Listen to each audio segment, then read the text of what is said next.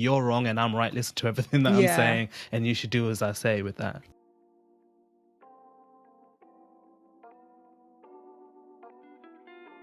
Do you find that you and your partner are constantly arguing about money? Listen, we have been there. We completely understand. Money is one of those things in a relationship, if mishandled, can lead to tension and friction. And you may try to be having constructive discussions with your partner about money to have good financial decisions in your home, but every time you approach that conversation, it ends up going ugly. Right. You may even be in a position where you start to avoid talking about money altogether so that you don't actually have these fights. What we want to do today is have a discussion, to have a talk with you. Specifically, we're going to talk about 5 reasons or 5 things that lead to you having money arguments with your partner. Not in an effort to point a finger at you to say you're doing this wrong or you're doing that wrong, but simply to unravel and unpack some of the reasons why couples argue about money, and hopefully give you a different take, a different perspective on how to handle it. At the end of this, what we also want to do is to share with you the number one thing that has really helped us to avoid having money conversations that lead to arguments all the time. So one of the reasons that couples do end up arguing about money is because they probably rushed into combining their finances without having a conversation or a discussion as to why they were combining them in the first place. And to be quite honest with you, we did that. And we found ourselves in that situation because before we got married, we lived apart until we got married. So the moment we got married, a lot of the conversations we had with married couples or people in relationships and stuff, the one thing that would always come up were people saying, well, once you get married, you need to have a joint account. And then I don't know whether we just didn't ask why you need to have one, or we just thought, oh, well, this is the norm. It makes sense. People are together. They should just combine their finances. It just makes so much sense. But we then came to realize that unless you know why you were doing it, as good as it may sound, and yes, as favorable as it may be for some people, it might not actually be the right thing for you. So it's important to then have that conversation, discuss your why, figure out why you want to do it, and not exactly go with what everyone else is saying. I don't know if you found that as well, that because we didn't have that conversation, we just went with what other people told us. It was really like a point of tension in our relationship. Yeah, and the reason why this leads to arguments is because when you make your accounts joint, or basically you combine your finances together with your partner, obviously it's your partner, you love them, you care for them, but at some point you're going to have disagreements, and you're going to really, rub shoulders in terms of what you should do with your finances. Yeah. And if you're not quite used to that, you're so used to being on your own, making financial decisions by yourself and doing what you feel is best. And when you're doing something and your partner disagrees with it, or your partner's doing something that you disagree with, and if your money is joint, that's a hard position to find yourself in, because on the one hand, you're thinking, wait, I think we should do this with our money. And your partner's saying, no, I think we should do this with our money. And the reason why this obviously leads to arguments is because you're approaching it from different perspectives. But you haven't really understood, well, why are we having a joint account? Why did we combine the money in the first place? What's the reason behind that? There is no automatic rule that says you're in a relationship, you need joint accounts. But that's how we saw it. And so when we're having conversations around financial planning, what we should do with our money going ahead in the future, we were having arguments all the time about, should we invest in this, or should we save for that, or should we pay for that, or should we spend over here? And it was just constantly back and forth, felt like we were not quite on the same page. But the reason was because we just rushed into it. We didn't have a discussion of a plan of how exactly are we looking to combine our finances or manage our money together as a couple. And that can lead to so many different arguments. So that's the first reason. The second reason why couples argue about money is because you're being too judgmental about each other's financial decisions, and most importantly, too judgmental about each other's spending habits. When you get into a relationship with someone, you need to understand that that is a different person. Now, that's easy to say, but what do I mean? What I mean is that you have different financial attitudes. You have different money mindsets. You have different habits, different ways of how you manage your money, what you do with your discretionary money, and all of that kind of stuff. And you're looking at your partner with a judgmental eye, and you're saying, no, you shouldn't be doing that. That is not the right thing to do. You shouldn't be spending your money over here. What are you doing?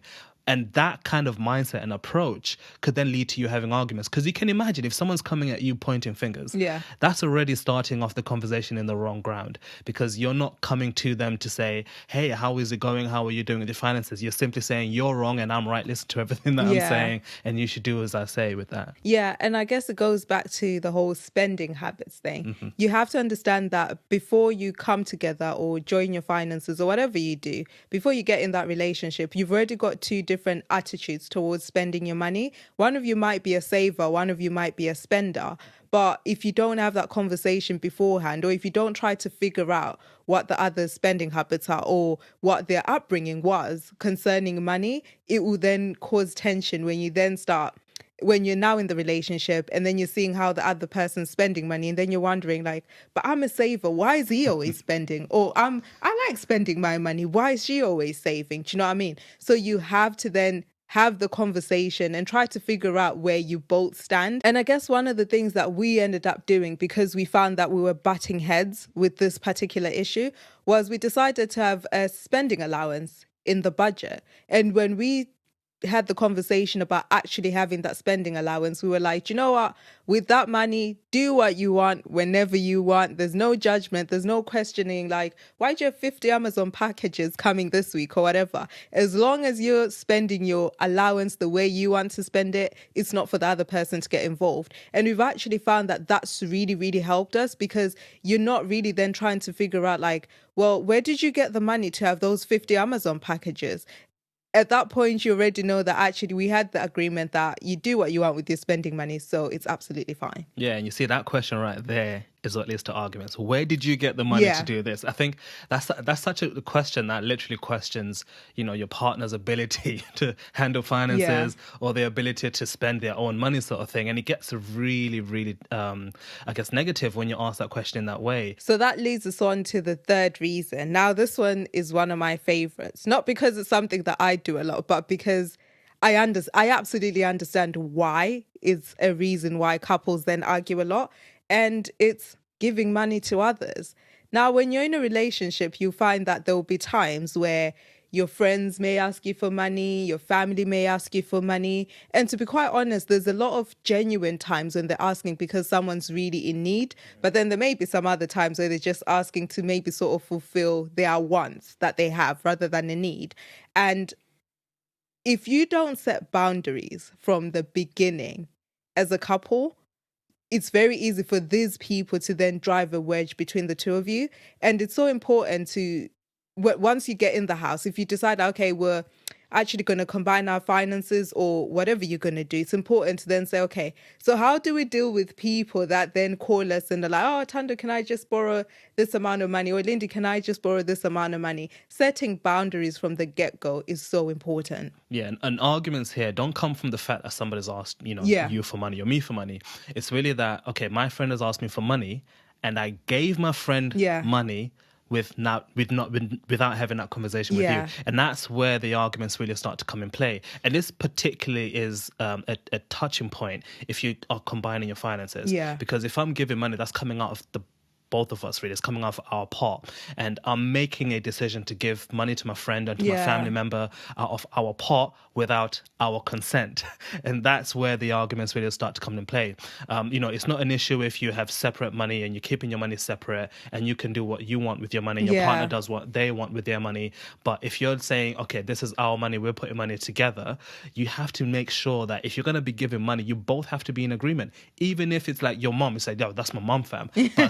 But still, like, even in that position, you have to make sure that, okay, my partner is in agreement with me doing this thing. Now, don't see it as asking for permission, because that's not what we're necessarily saying. What we are saying is more about having consensus and having agreement between the two of you to say, this is what the situation is. I want to do this. What do you think? And let's make a decision together rather than making the decision by myself without consulting my partner. Absolutely. And it's important to remember that family, especially when it's family, I feel like it's different when it's friends, because maybe it's somewhat easier to say yes or no to a friend, or to sort of have that conversation as a couple, like, this friend's asking, what should we do? But when it's family, it's a whole lot more touchier.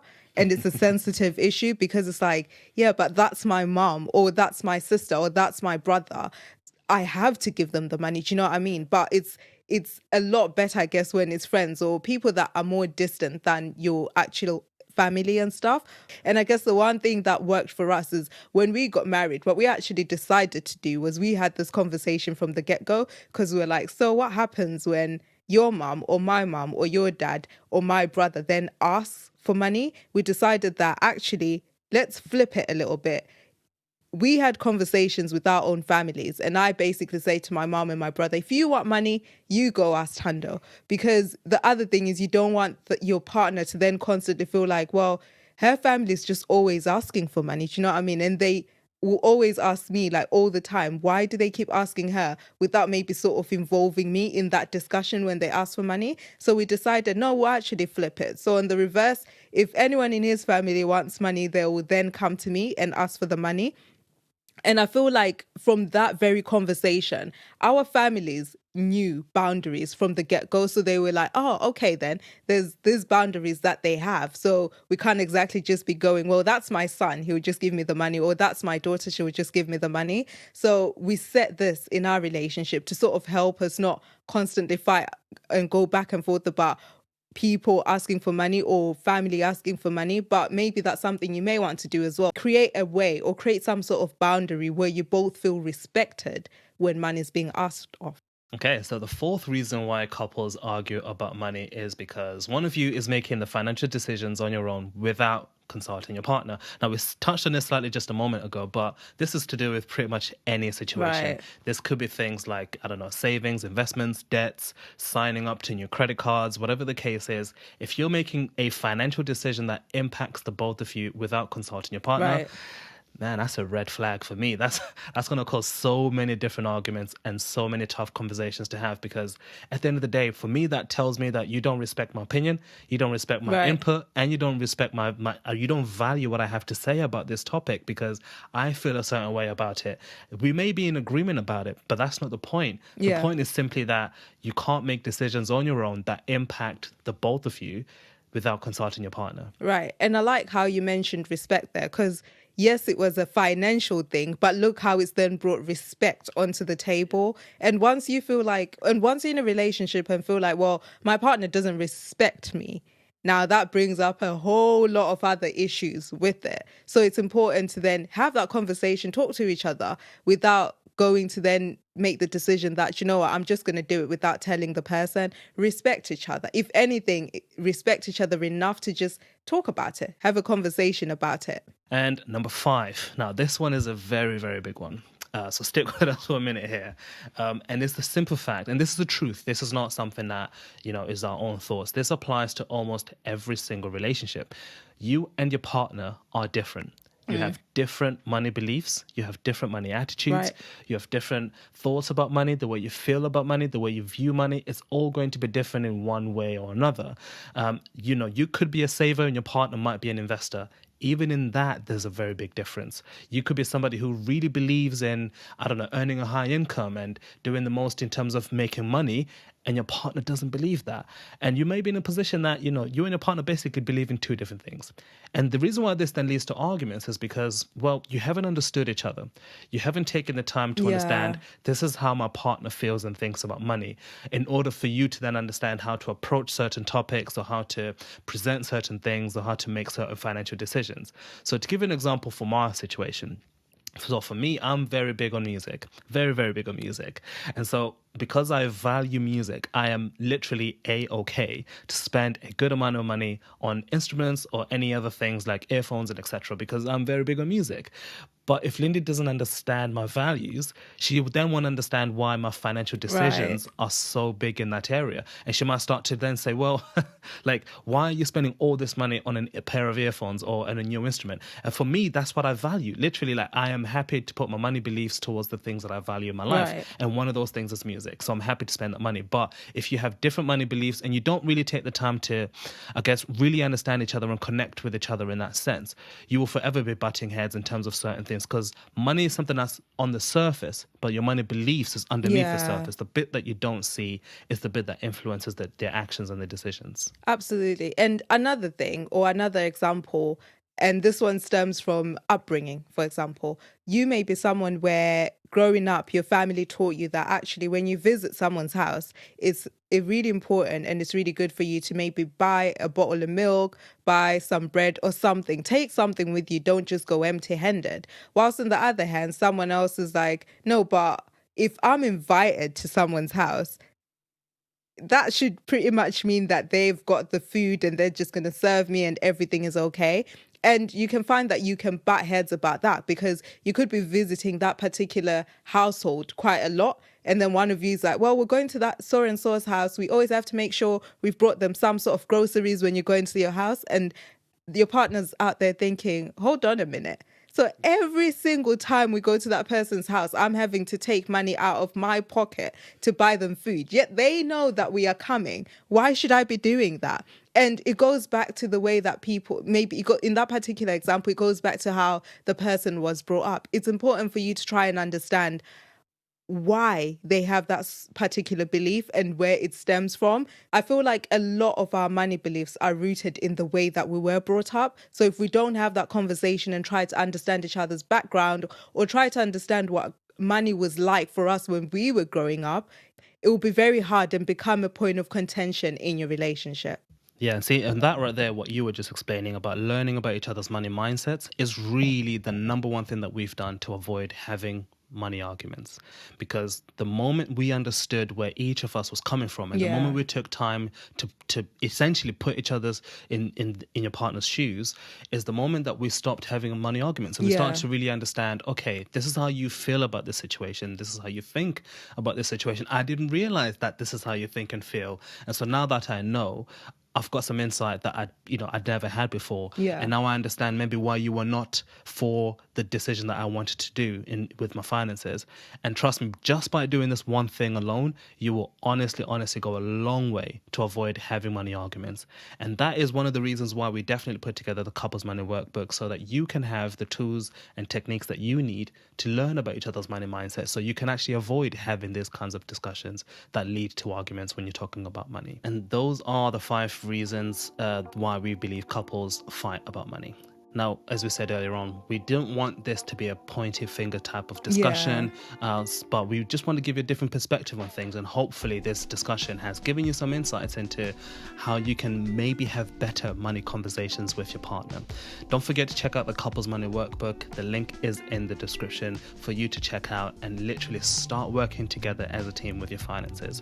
Now, one thing that we'd love to know in the comments is, what's your giveaway? How do you and your partner handle money discussions? How do you and your partner currently handle money discussions? And if you used to have money arguments in the past, how did you get over those? How did you start working together as a team in order to have these conversations in a constructive way? We'd love to know. If you found value in this video, don't forget to like. Don't forget to subscribe as well, to keep in tab with everything that we do, to hit the notification bell so you don't miss the next discussion that we'll have. And we'll definitely see you soon.